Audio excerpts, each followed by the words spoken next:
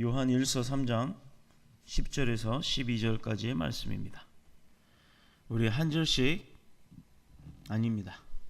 짧으니까 우리 함께 합독으로 읽겠습니다. 시작. 이러므로 하나님의 자녀들과 마귀의 자녀들이 드러나나니 무릇 의를 행하지 아니하는 자나 또는 그 형제를 사랑하지 아니하는 자는 하나님께 속하지 아니하니라. 우리는 서로 사랑할지니 이는 너희가 처음부터 들은 소식이라. 가인같이 하지 말라. 그는 악한 자에게 속하여 그 아우를 죽였으니 어떤 이유로 죽였느냐? 자기의 행위는 악하고 그의 아우의 행위는 의로움이라. 아멘. 살아계신 하나님의 말씀입니다. 자, 오늘 우리 성경 본문의 말씀을 가지고 나눌 은혜의 제목은요, 말씀의 제목은 누구 편이지? 라는 제목으로 함께 은혜를 나누도록 하겠습니다. 우리 흔히 어렸을 적에 여러분들이 이제 그 어른이나 어르신들이나 우리 학생들이나 이제는 그런 질문들을 좀 들어봤을 거예요. 엄마하고 아빠하고 두 분이 다 같이 있으면서 아무개야 너는 엄마 편이냐 아빠 편이냐 이렇게 물어볼 때 있죠. 또 그리고는 어떤 사람들은 그래요.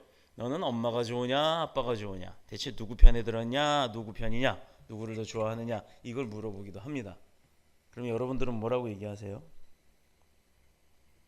지혜로운 자는 뭐라고 얘기하냐면 이렇게 얘기를 합니다. 그런 건 묻지 마세요. 그걸 왜 물어보십니까? 당연한 거를. 그리고 답은 얘기를 하지 않습니다. 어느 편에 속해 있는지 확인을 안 시켜준다는 거예요. 자, 그 다음에 더 지혜로운 자는 그때 내 앞에 누가 있느냐에 따라 답이 달라져요. 아빠가 있으면 당연히 아빠 편이지 하고 용돈을 받아요. 근데 엄마가 있으면 당연히 엄마 편이지 하고 용돈을 받아요. 근데 이제 교활한 사람은 뭐라고 대답을 합니까? 교활한 사람 뭐라고 대답할 것 같아요? 둘 다요 라고 얘기를 합니다. 나한테는 둘 다가 내 편입니다. 이 사람은요, 상황에 따른 처세의 벌써 그 처세수를 아는 사람이에요. 이건 교활한 겁니다. 누구 편이냐? 분명히 둘 다요라는 말은 있을 수가 없는 겁니다. 엄마 편이면 엄마 편, 아빠 편이면 아빠 편, 아니면 묻지 마세요. 이게 정답이에요. 자, 1945년 12월에 모스크바에서 미국, 영국, 소련이 모여서 일본에서부터 해방된 대한민국을 놓고 한반도를 놓고 유엔에서 최장 5년 동안 한반도를 신탁 통치를 하겠다. 유엔이라는 곳에서 한반도를 지켜서 한반도를 국가 운영을 하겠다라고 해서 결의를 했어요. 그때 2천만밖에 안 됐죠. 우리나라 사람들이. 그 2천만 국민들이 들고 일어났어요. 왜 내 나라 내 땅을 너네 코쟁이들이 와서 정치를 하느냐? 너네 마음대로 우리나라를 좌지우지하느냐? 그건 안 된다. 우리가 하겠다. 그렇게 하고 맨날 데모를 했습니다. 얼마 전에 대통령 내려와라 하고 촛불 들고 행행했던 것처럼 그렇게 데모를 했어요. 그러다 갑자기 일부의 사람들이 하루아침에 태도를 샥 바꿉니다. 신탁 통치 하자. 그래, 너네가 우리를 통치해라. 그게 더 좋겠다. 그렇게 갑자기 데모를 했어요. 또 데모를 한 거예요. 하는 게 좋겠다라고. 자, 신탁을 반대하는 이승만, 김구를 대표로 하는 대한민국의 상해에 있었던 임시정부와 김일성과 소련의 앞잡이들이 세운 인민공화국이라고 하는 신탁 찬성을 지지하는 공산주의자들이 이렇게 대립을 하기 시작했던 겁니다. 처음에는 안 한다. 우리는 우리 자주국가로 우리 스스로 독립하겠다라고 했던 사람들이 어느 순간 일부가 갑자기 반대를 했다는 얘기예요. 신탁 통치하라. 다만 그 신탁은 어디서 하느냐? 러시아 쪽 소비에트 연방공화국에서 오는 그 공산주의자들이 하는 공산 신탁을 받겠다라고 주장을 하고 싸우기 시작했어요. 자, 그러다가 결국은 어떻게 됐습니까? 남과 북으로 나눠지게 됐어요. 그때까지만 해도 대한민국은 남측 자유민주주의, 북측 공산주의 이렇게 나눠지긴 했어도요, 선을 그어놓거나 또 서로 왕래를 못하게 하거나 하지 않았어요. 문제는 1950년 6월 25일 그 전쟁이 발발함과 동시에 이제 계속 적화 통일을 하겠다, 평화 통일을 하겠다 싸우다가 우리 한국 사람들의 힘으로는 안 되니까 러시아가 들어왔고 미국이 들어왔고 또 그 힘으로도 하다가도 안 되니까 이제는 유엔이 들어오고 중공군이 들어오기 시작한 겁니다. 그러다가 어느 순간 1953년에 이제 그만 사람이 너무 많이 죽으니까 이제 이 순간 오늘 정점으로 휴전을 합시다. 싸우지 맙시다. 이거 우리가 확실히 알아야 돼요. 정전이 아니라 휴전이에요. 전쟁을 잠깐 쉬자라고 했어요. 그 휴전 협정을 맺은 시간이 현재 우리나라가 지금 그어져 있는 38선 휴전선으로 그어져 있던 그 전쟁을 대립하고 있던 그 상황에서 이제 이 상태에서 스톱! 당분간 전쟁을 쉬자. 여러분이 분명히 알아야 될 것은 대한민국과 북한은 전쟁 중이고 아직 전쟁이 끝난 것이 아니라는 겁니다. 전쟁을 쉬고 있다는 겁니다. 근데 마치 우리나라가 전쟁 세대가 이미 목숨이 다 수명이 다해서 죽음을 받고 또 전쟁을 겪어보지 않은 젊은 세대들이 일어나면서 이념화가 분쟁이 되기 시작합니다. 자, 한국 사람들한테는 뭐가 있어요? 자유함이 있죠. 자유는요 분명한 것이 있어요. 내 마음대로 내가 하고 싶은데 어느 규정 하에 대한민국의 헌법이라고 하는 율법 하에 그 하에서 얼마든지 자유롭게 살 수가 있습니다. 그런데 우리가 그 자유함을 누리다가 실수를 해서 죄를 짓거나 죄를 범하게 되면 어떤 일을 당하죠? 처벌을 받습니다. 법을 어긴 것에 대한 처벌을 받아요.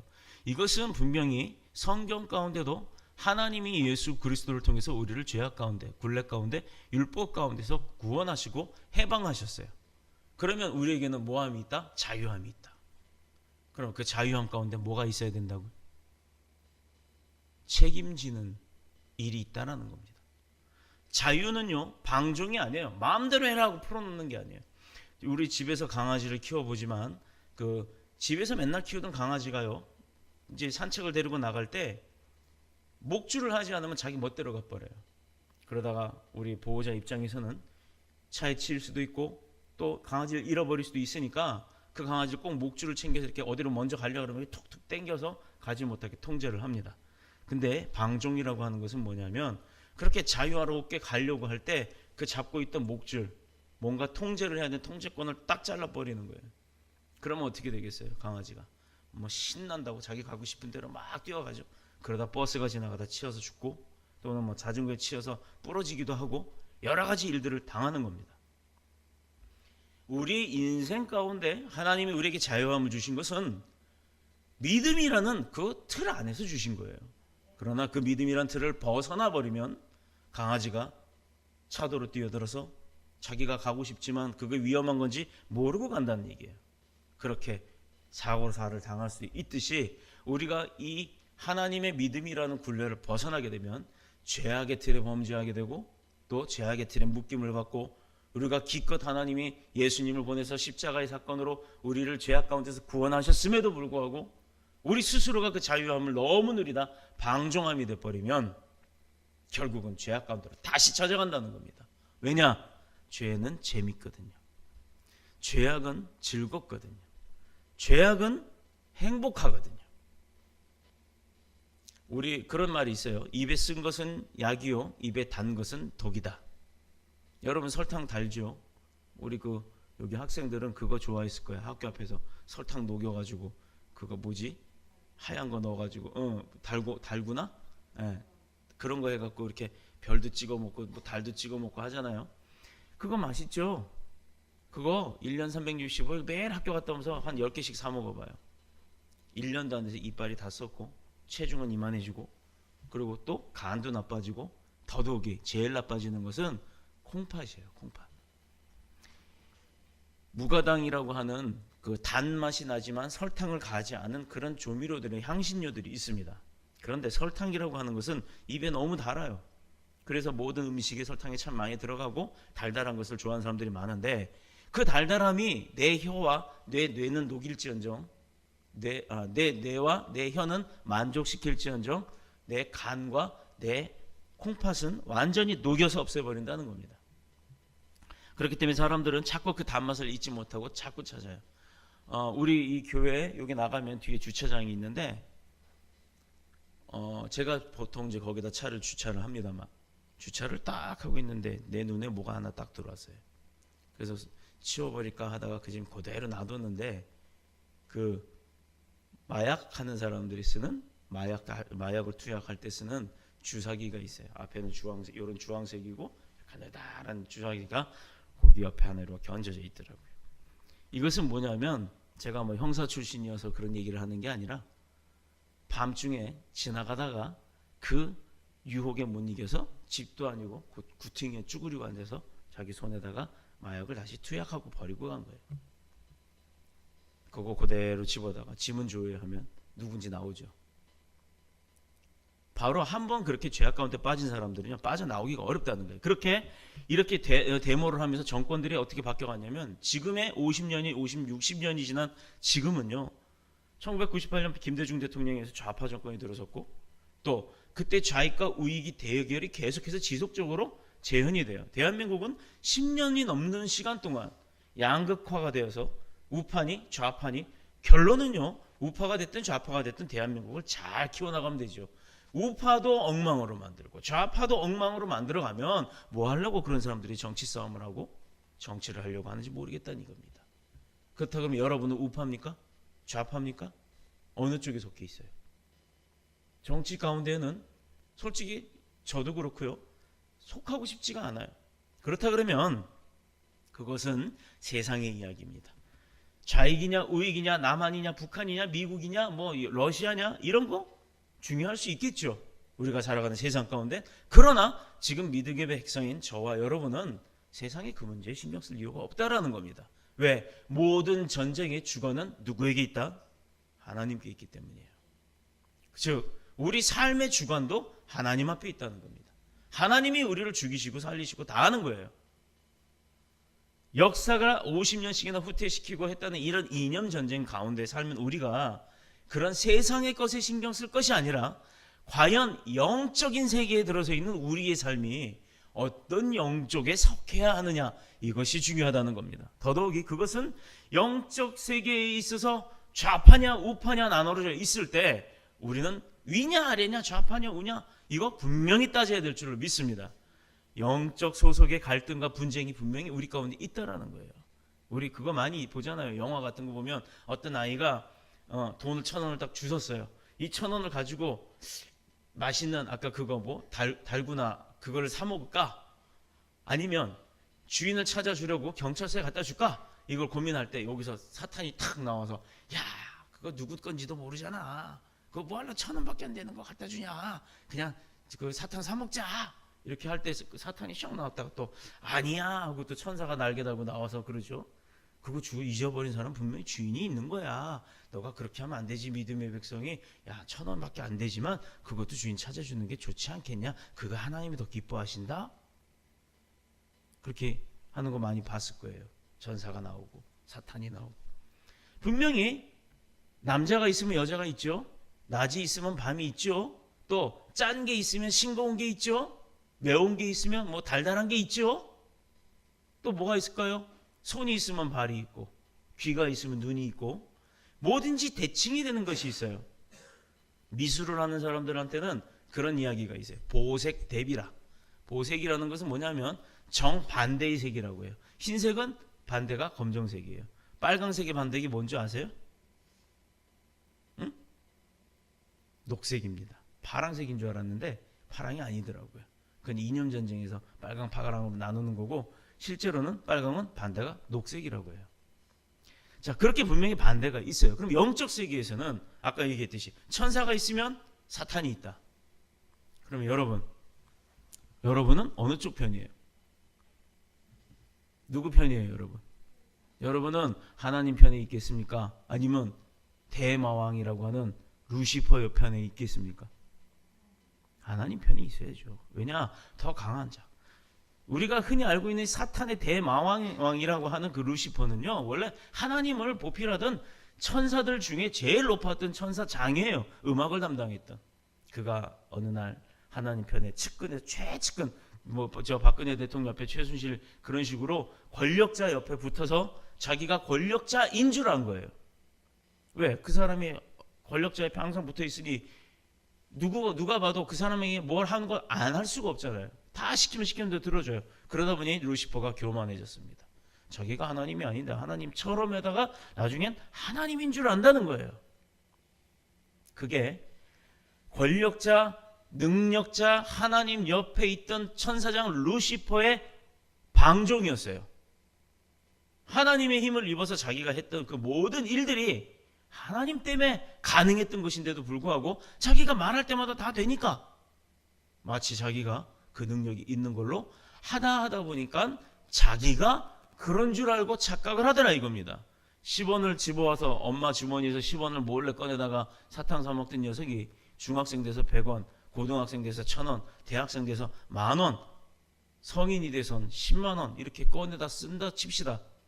처음에 10원, 100원이 나중에 10만 원, 100만 원, 1000만 원이 되어도요. 엄마 지갑에서 꺼내는 건 죄가 아니다라고 생각을 한다는 거예요.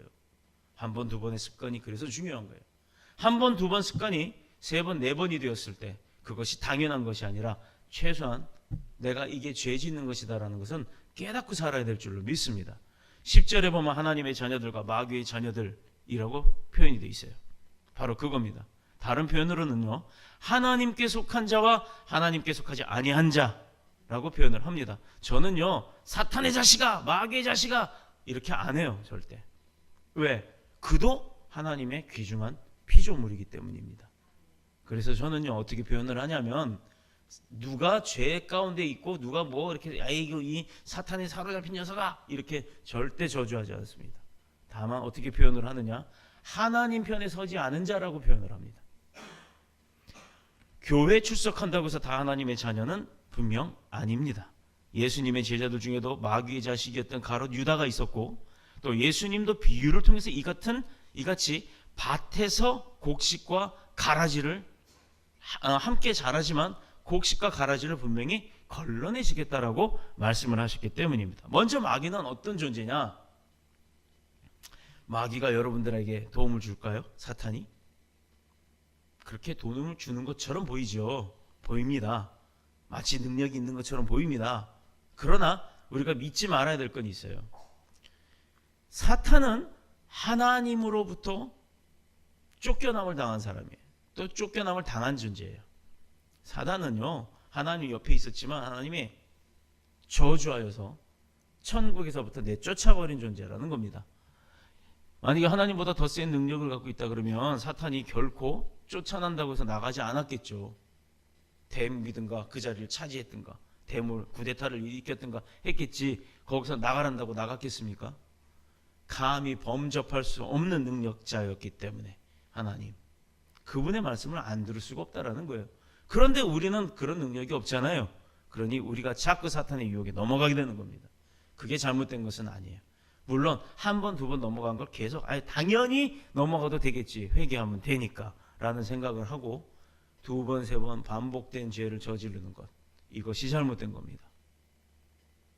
하나님은 우리가 회개할 때마다 용서하시는 분입니다. 뭐라고 아까 성경에서 그랬나요? 사랑의 하나님. 하나님은 사랑의 존재이세요.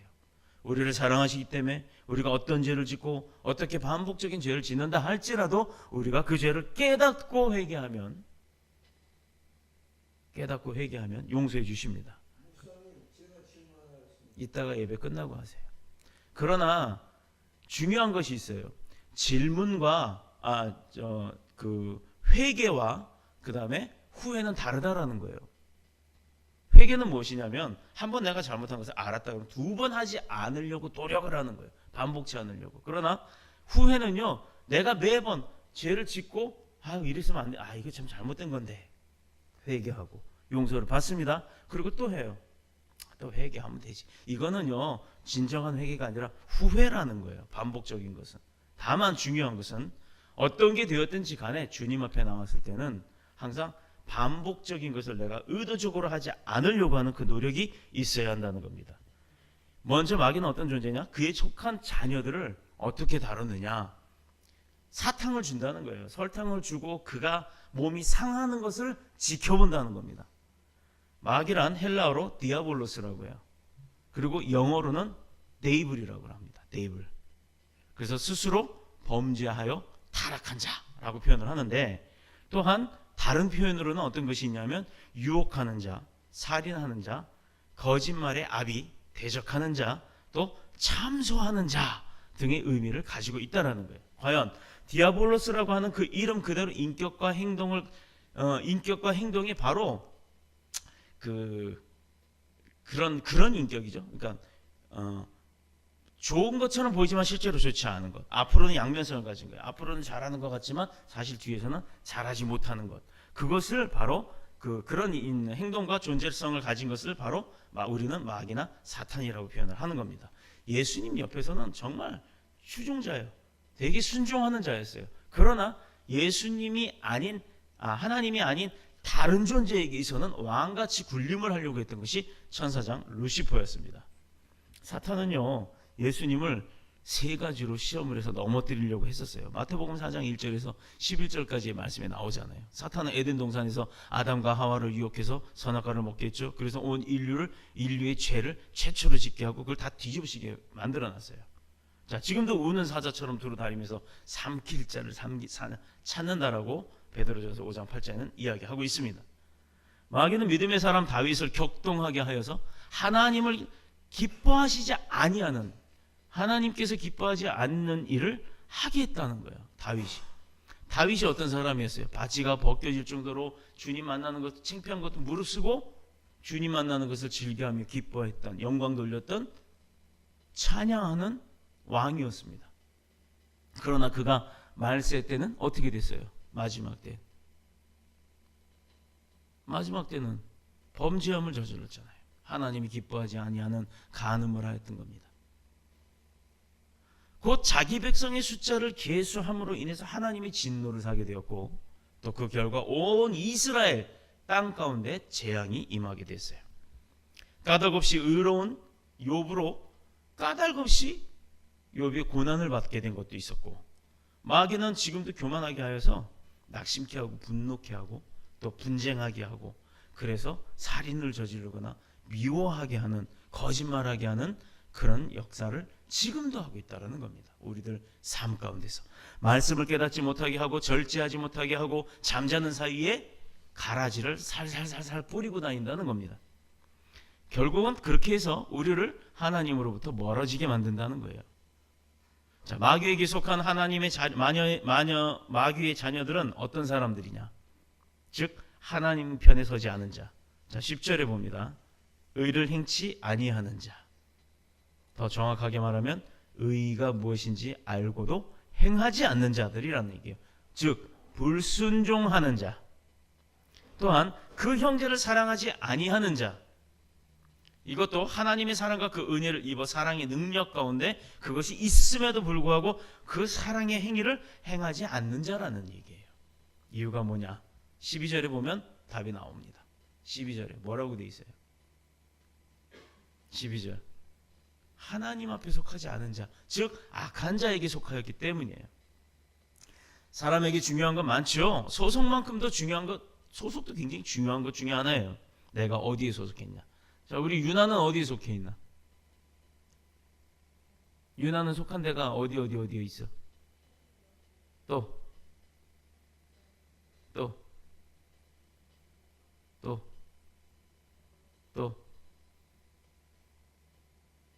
제일 중요한 게 나올 게 그게 제일 늦게 나오고 있네. 제일 먼저 지금 설교가 뭐예요? 우리가 어느 편에 서 있냐? 하나님 편에 서 있잖아요. 그러면 교회에 속했단 말이 제일 먼저 나와야지. 그게 정답. 물론 틀린 거는 아닌데 그것도 정답이라고. 자, 그렇듯이 내가 어디인가 속해 있지 않다라는 것, 정말 그거 굉장히 외로운 거예요.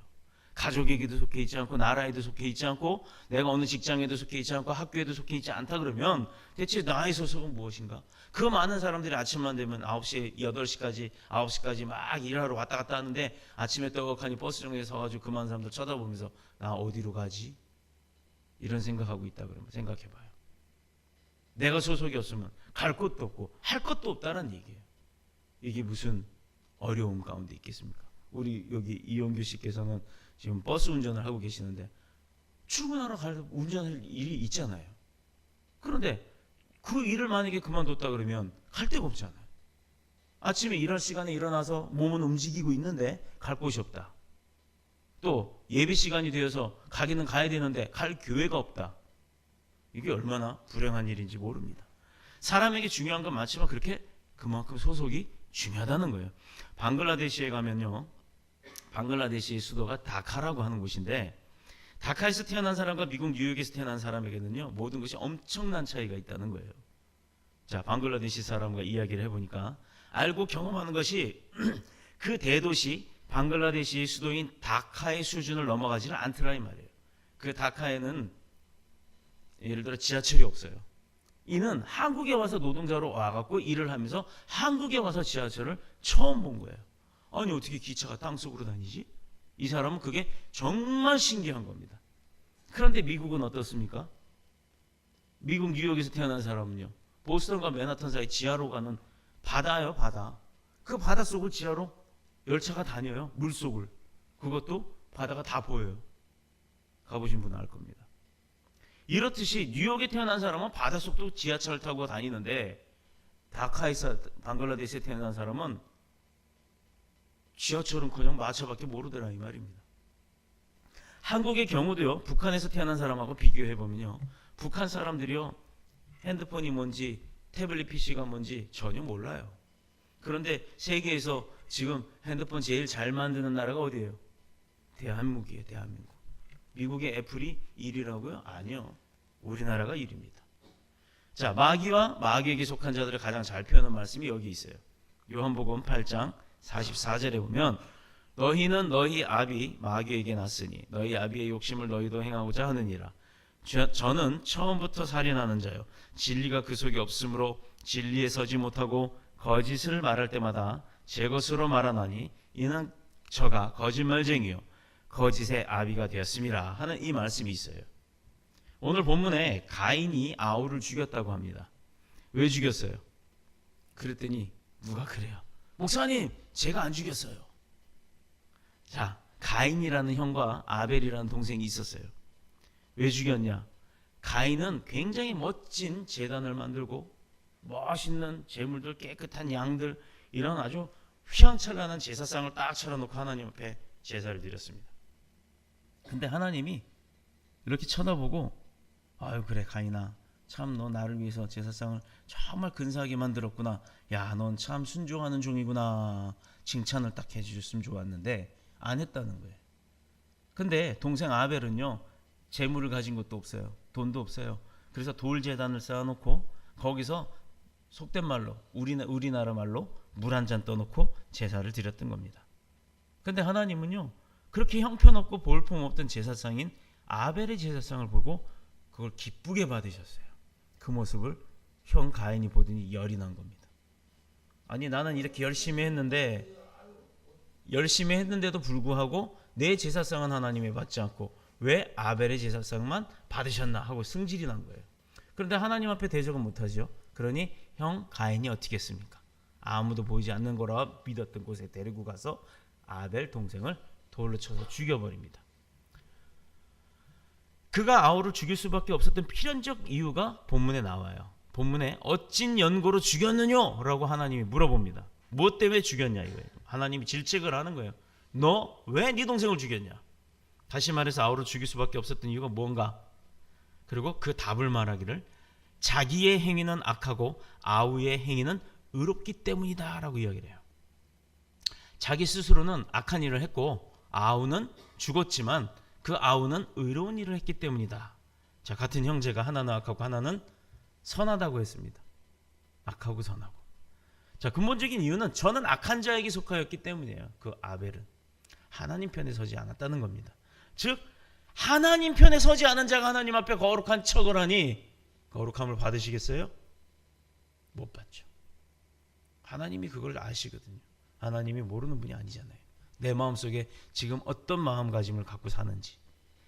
가인은 처음부터 마귀에게 속한 자였기 때문입니다.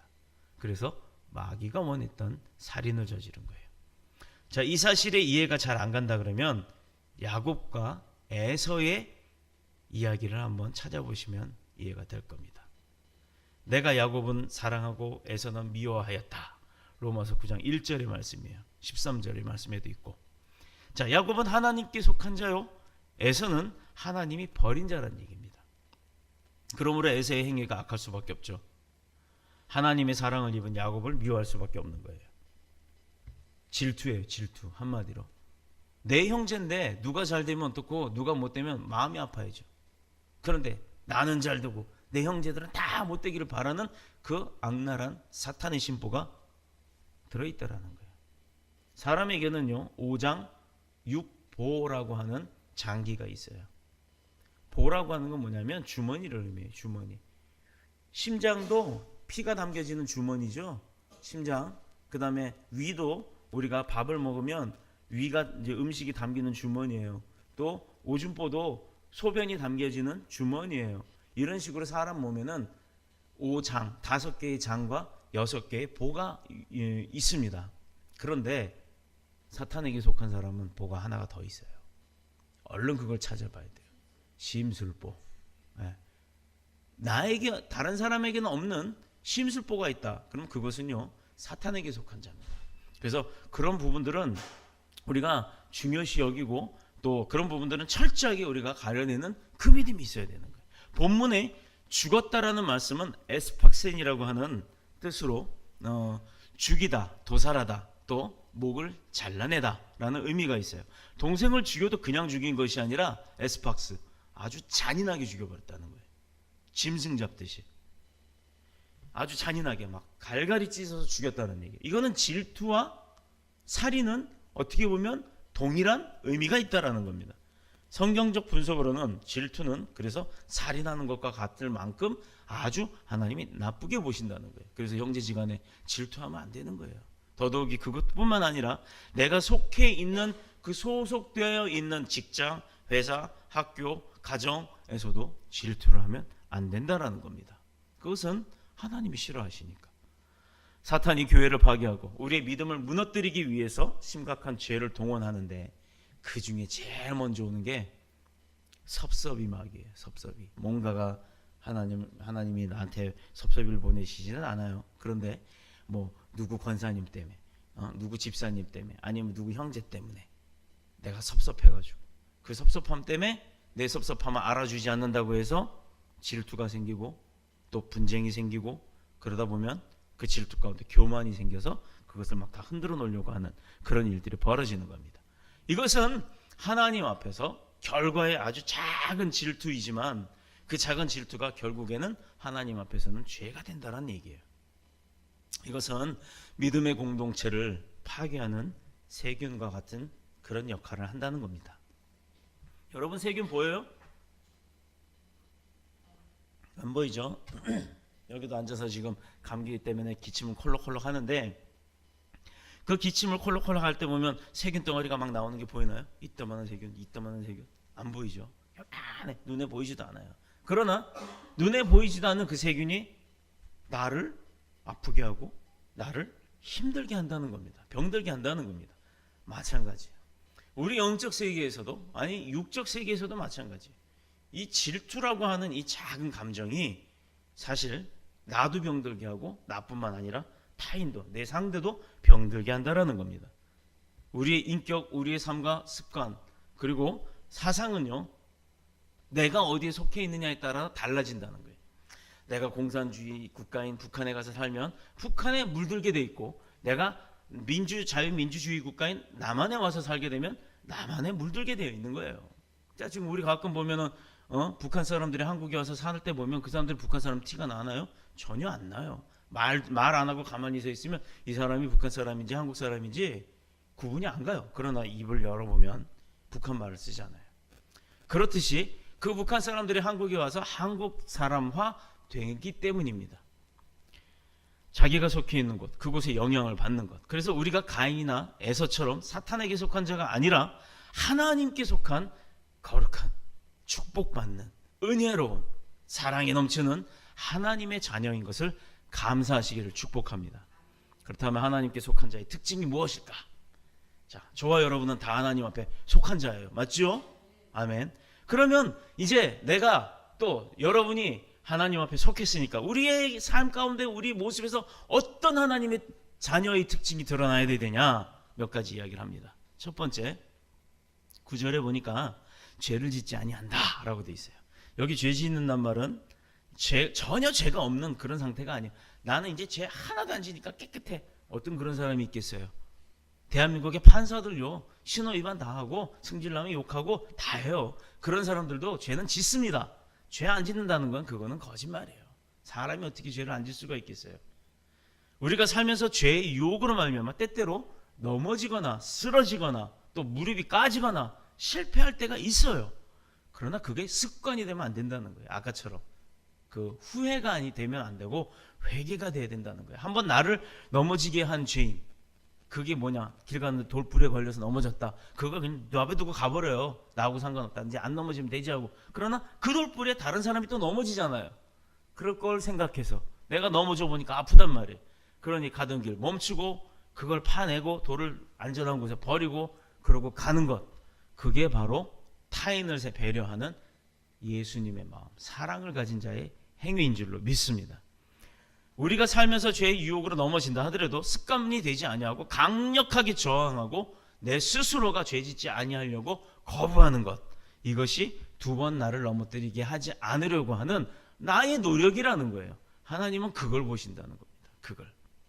유괴범이 달콤하게 유혹을 할 때 부모의 사랑을 입은 자녀는요, 그 유혹에 쫓아가지 않아요. 엄마가 맨날 풍족하게 뭐 쓸 거 안 쓸 거 다 원하는 대로 다 해주는 아이는요, 누가 돈 준다 그러면 따라가지 않아요. 그런데 엄마가 필요한 거 사달라고 해도 안 사주고 나 몰라라 하고 이러면 그 아이가 누군가가 도와준다고 손만 내밀어도 그냥 없어 그 손 잡고 가는 거예요. 그 사람이 유괴범이라 할지라도. 우리는 약하지만 의지적으로 약한 가운데도 아닌 것을 깨닫고 그것을 대적할 수 있는 저항력을 키워야 한다는 겁니다. 힘이 약해도 내가 죽을지언정 싸워서 물리치려고 하는 노력은 해야 한다는 거예요. 왜냐? 야고보서 4장 7절에 명령하셨기 때문에. 자, 믿음의 백성, 하나님의 자녀는 하나님의 말씀대로 순종하는 자입니다. 야고보서 4장 7절에 보면 마귀를 친하게 지내라 라고 하지 않았어요. 마귀를 대적하라. 그리하면 너희를 피하리라. 우와, 이게 뭔 말이냐면요, 하나님이 우리에게 능력을 주셨다는 얘기예요. 마귀한테 대적을 하기 시작하면 내가 예수 그리스도 이름으로 너는 떠나라 명령을 하면 피한다고요. 예수님이 안 계심에도 불구하고, 내가 예수가 아닌데도 불구하고 명령을 하면, 예수님의 이름으로 명령을 하면 그 마귀가 예수님의 이름만 듣고도 도망간다는 얘기예요. 싸우래요. 싸우면 대적하고 내가 저항을 하면 나를 쓰러뜨리려고 했던 그 마귀가 도망간다는 얘기입니다. 두 번째, 10절의 말씀에는 의를 행치 아니하는 자는 하나님께 속하지 아니한다라고 되어 있어요. 의를 행하지 않는 사람, 의로운 일을 행하지 않는 사람은 하나님 편이 아니다 이거예요. 의를 행하는 자가 되어야 될 줄로 믿습니다. 여기서 의를 행함도 습관적으로 행하는 의미가 아니에요. 누가 보니까 내가 빵 하나 이 사람 사주고, 이 사람 배고픈 사람이니까 밥 사주고, 이게 의로움이라는 얘기가 아니에요. 전도, 기도, 봉사, 헌금 생활, 이것도 처음부터 쉽게 하는 거 아닙니다. 처음에 뭐 하기 싫으면 안 하는 거죠. 그거 누가 강요 안 해요. 그러나 본인이 자발적으로 내가 그 마음이 들었을 때, 마음에 내가 감동이 오고 내가 해야겠다라는 마음이 들었는데도 불구하고 안 하는 건, 이건 죄악이라는 얘기입니다. 처음에는 잘 안 돼요. 뭐든지 내가 누구를 넘어진 사람 손잡아주는 것도, 또 누가 뭐 할머니가 짐 들고 가는 것, 그 짐 대신 들어주는 것도 안 되는 거예요. 그러나 한 번, 두 번 해본 사람은요, 그게 당연하다는 시, 누가 할머니 누가 힘들게 못 끙끙대기만 해도 가서 당연히 그걸 들어주는 게 당연한 줄로 안다라는 겁니다. 습관은 마침내 그럼으로 인해서 반복적인 그런 습관들이 그 사람의 인격이 되는 거예요. 어려운 사람을 보고 도와주는 것, 처음에는 망설이게 되지만 몇 번 용기 내어서 실행하다 보면 오히려 그 일로 나에게 기쁨이 온다라는 것을 깨닫게 됩니다. 나중에는 당연한 일이 되는 거예요. 도적질도 처음엔 두렵고 떨리고 망설이고 막 심장 떨리고 그러지만 자꾸 반복하면요, 바늘 훔치던 도둑이 나중에 송아지도 훔쳐간다고 하는 속담이 있어요. 점점 그 다음 대안 가운데 일을 크게 벌린다는 얘기입니다. 교회 일찍 와서 예배 준비하는 것 아주 좋은 습관이죠. 그런데 지각하는 사람은요, 가만 보면 날마다 지각해요. 날마다. 왜냐? 미리 가야겠다는 마음은 있지만 행동을 하지 않기 때문이에요. 행함이 없기 때문에. 왜 그것이 그 사람의 인격이고 삶이고 정신세계가 되느냐? 마음은 내 몸을 지배하고 내 몸은 내 행동을 지배하기 때문입니다. 여기서 한 가지 우리가 분명히 알아야 할 것은요, 하나님과의 관계에 있어서 이 모든 것은 좋은 관계에 있는 습관은 습관이 아니라, 습관으로 머무는 게 아니라 이건 그냥 당연한 필수가 돼야 된다라는 거예요. 좋은 것은. 그럼 어떤 게 좋은 거라고요? 의로움을 행하는 것. 나쁜 것은 습관이 되면 당연히 안 되는 거겠죠. 세 번째, 무엇보다도 사랑으로 행하는 사람이 돼야 된다. 이것이 나의 의를 드러내기 위한 게 아니에요. 의원이나 뭐 정치인들처럼 때만 되면 와가지고 아이고 시장에 가서 뭐 그 고등어 생선 만지던 그 손 막 덥석덥석 잡잖아요. 아, 나 손이 더러워서 이러면 아이고 괜찮습니다. 제 손은 더 더럽습니다. 그 사람은 마음도 더러운 거예요. 근데 그렇게 해갖고 국회의원 되고 나면 국회의원 의정 활동하는 동안에 그 할머니한테 가서 다시 한번 그 손 잡아주는 국회의원 봤어요? 표 한 표 얻어내기 위한 쇼맨십. 진정한 사람이라면 표가 됐든 안 됐든, 내가 당선이 됐든 안 됐든 시장 갈 때마다 그 할머니 손 잡아줘야 되는 거예요. 이게 진정함입니다. 사랑으로 행하는 사람. 11절에 보면 우리가 서로 사랑할지니라고 하는 하나님의 명령이 있어요. 우리가 복음을 처음 들었을 때 무엇을 만나느냐? 어떤 경험을 했느냐? 바로 내 마음을 위로해 주시고 나를 알아주시고 나의 어려운 형편을 알게 하셨던, 그리고 내가 지금 어떤 상황인지를 깨닫게 하시는 그런 하나님의 사랑을 우리가 제일 먼저 체험한다는 겁니다. 그로 인해서 내가 하나님을 만나는 거예요. 하나님 만나는 게 그게 뭐냐면 무덤에 앉아가지고 물가에 앉아가지고 막 기도를 합니다. 아이고 하나님, 나 여기 내 생명줄인 금도끼가 물에 빠졌어요. 했더니 뻥 하고 나타나서 이것이 네 도끼냐 하는 그런 산신령 나타나듯이 그렇게 나타나는 게 아니에요. 하나님은요 나타나 계십니다. 항상 계세요. 언제나 계십니다. 어느 때나 어느 곳에나, 심지어 내가 목욕탕 가서 혼자 홀딱 벗고 샤워를 하고 있을 때도 계신다는 얘기예요. 내가 부르면 언제든지 응답하시는 그런 하나님. 다만 그런 분이 옆에 계신데도 내가 깨닫지 못하는 겁니다. 또 내가 죄를 저지를 때는요, 설마 하나님 모르시겠지. 왜 몰라요? 다 알죠. 모르는 게 어디 있어요. 하나님이 우리를 만드신 분인데. 제가 요게 3만 원짜리 시계예요. 뭐 보이기에는 되게 번쩍지근하고 멋있어 보이지만 얘도 건전지가 딱 떨어지면 가다가 탁 서요. 그러면 얘를 어디로 갖고 갑니까? 여러분, 시계가 고장나면 시계방이라고 하는 데를 가져가요. 그럼 그 사람들이 딱 보더니 뚜껑을 딱 열어서 뭘 갈아줘요. 그럼 시계 또 잘 가죠. 이게 뭐냐면 시계를 고칠 줄 아는 사람들은요, 즉 시계를 만들 줄도 아는 사람이에요. 그 사람들은 이 시계에 대해서 다 배운 사람들이에요. 그러면 처음에 시계를 만든 사람이 이거 고치는 방법을 알까요? 모를까요? 알죠.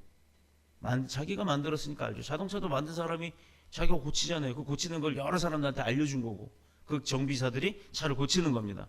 그런데 여기 앉아있는 여러분들이 차가 고장났어요. 고칠 수 있겠어요? 뭐 타이어 갈고 뭐 이런 거는 하겠지만 엔진 뜯고 이런 거 못 한단 말이에요. 왜? 우리는 그런 걸 만들어 본 적이 없으니까. 반대로 하나님은 사람을 창조하셨어요. 그러니 병도 고쳐요. 죽음 가운데도 살렸어요. 눈먼 장님, 귀머거리, 안진뱅이 못 고치는 병이 없었어요. 심지어 귀신 들린 자까지. 하나님은 다 고치신다는 얘기예요. 왜? 만드신 분이니까. 이제 이해가 되셨나요? 사람이 고치는 게 아니에요. 의사가 고치는 게 아니에요. 의사는 도움을 주는 것뿐입니다. 더 이상 큰 병균이 옮지 않도록 약물 치료해주고 많이 썩은 것은 도려내는 그런 역할을 하는 거지, 그 사람 의사가 자체가 그 사람 병든 걸 고치는 게 아니에요. 그럼 병원에 가서 죽은 사람이 없어야지. 다 살아나야죠. 그러니까 우리는 의사를 믿는 게 아닙니다.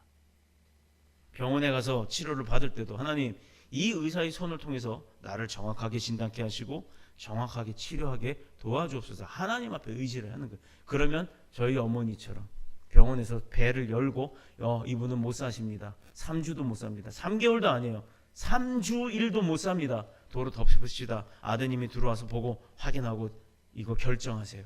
어머니 배 다 갈라놓고 나서 내장 다 꺼내놓고 나서 이게 다 암덩어리입니다. 어떻게 하실래요? 나한테 묻더라고요.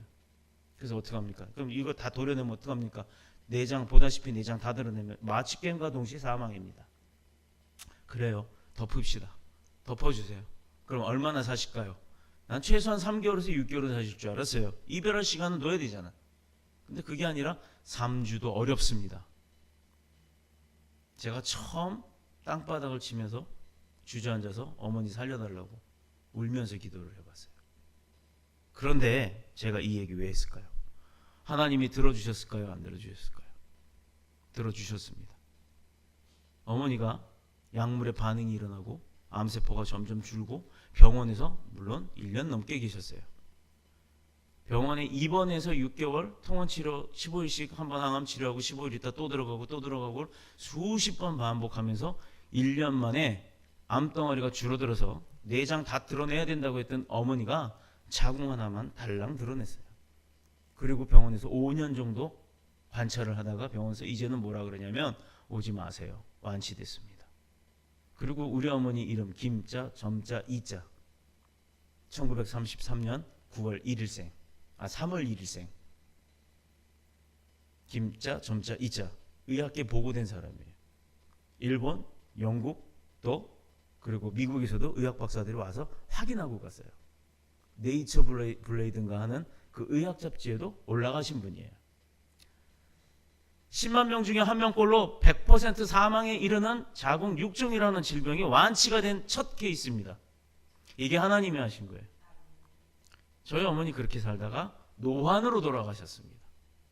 1933년생이면 지금 몇 살이에요? 자, 이게 하나님의 역사하심이에요. 병원에서도 못한다는 건 하나님이 하셨어요. 자, 제가 증인입니다. 내 어머니예요. 내 어머니. 저기 또 증인이 있어요. 병원비 열심히 벌어다가 병원비만 갖다 준. 얼마나 힘들었겠어요. 병원비가 한두 푼인 거예요. 그럼에도 불구하고 어머니가 기도의 응답대로 아버지 우리 어머니 살려주세요. 평생 고생하신 분입니다. 저를 대신 데려가세요. 라고 했더니 그걸 다 들어주신 거예요. 그런데 저는 안 데려가셨다는 얘기예요. 이렇게 쓰시려고. 믿으시길 바랍니다. 이런 분이 하나님이고 이런 분이 나의 하나님이 아니라 여러분의 하나님이라는 것. 이런 분이 그런 사랑으로 여러분을 다스리고 계시다는 것. 그러니 주님의 음성에 귀 기울이시기를 축복합니다. 사랑은 허다한 허물들을 다 덮어주는 거예요. 그리고 용서하면 용서할수록 내 마음 가운데 뭐가 있냐? 평화와 기쁨이 생긴다는 거예요. 그래서 우리는 세상에서는 그걸 평화라고 하지만 믿음의 백성은 단어를 바꿉니다. 평안이라고 합니다. 평안함이 나에게 온다라는 거예요. 그래서 우리가 믿음의 백성들이요 잘 될 수밖에 없는 거예요. 믿음의 백성이 승리할 수밖에 없는 거예요. 믿음의 백성이 원하는 대로 다 이룰 수밖에 없는 거예요. 왜? 하나님의 그 사랑하심 가운데 축복함이 있기 때문이에요. 이 사랑도 우리의 습관이 되고 죄 짓는 습관이 아니라 돕는 사랑, 베푸는 사랑, 또 함께 나누는 사랑, 이것이 습관화가 되고 인격이 되어야 될 줄로 믿습니다. 그러면 결국 우리의 삶은 하나님과 같은 삶이 되는 거예요. 이게 아주 가장 삶에 있어서 중요한 부분입니다. 하나님의 자녀라는 것은 신앙 고백이나 기독교 사상이나 주기도문 이런 거 뭐 줄줄줄 외우는 것 그게 중요한 게 아니에요. 사실 그런 거 못 외워도 돼요. 그러나 세례받고 교회의 조직 속에 속해 있는 것으로 구분되어지는 것이 아니라 진정한 하나님의 사람은요 큰 교회 다니고 뭐 능력 있는 목사님 밑에서 내 아이가 뭐 집사고 권사고 장로고 이거 중요하지 않아요. 하나님께서 인정하는 자가 돼야 됩니다. 하나님 했더니 그래 아무개야 나 너 안다. 이게 중요한 거예요. 하나님께 속한 사람은 그분의 말씀을 듣고 순종하는 것, 죄의 세력을 거부하고 멀리하는 사람, 또 내가 하나님께 속해 있다는 이 사실을 감사하고 기뻐할 줄 아는 사람, 귀하게 여기는 사람. 그래서 내 교회, 또 내 가정, 내 직장, 내 학교 사랑할 줄 아는 사람이 될 줄 믿습니다. 이렇게 해서 그런 사랑함 가운데 모든 내 주변의 환경을 기쁘게 만들고 즐겁게 만들고 축복받게 만드는, 그렇게 인해서 하나님께 영광 돌리는 그런 삶을 사시는 저와 여러분이 되시기를 예수님의 이름으로 축복합니다. 자, 하나님께서는 부족하지만 그래도 우리를 이뻐하셔서 우리를 이 자리에 불러주신 줄로 믿습니다. 우리 주의 집에 영광이 가